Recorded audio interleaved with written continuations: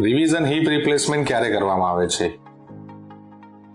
કોઈ કારણોસર દર્દીને પહેલી વાર હિપ રિપ્લેસમેન્ટ કરવામાં આવ્યું હોય ને ઘણા વર્ષો થઈ ગયા હોય, 20-25 વર્ષ પછી એ સાંધો લૂઝ થતો હોય તો રિવિઝન હિપની જરૂર પડે છે.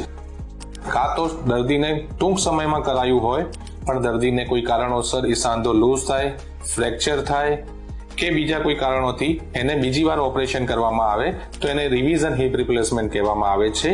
રિવિઝન હિપ રિપ્લેસમેન્ટમાં પ્રાથમિક રીતે નાખેલા સાંધાને કાઢીને એની જગ્યાએ સ્પેશિયલ ટાઈપના ફિમોરલ એટલે કે લોંગ સ્ટેમ્સ તેમજ એસિટાબ્યુલર એટલે કપમાં સ્પેશિયલ ટાઈપના કેજના હિપ રિપ્લેસમેન્ટ આવે છે.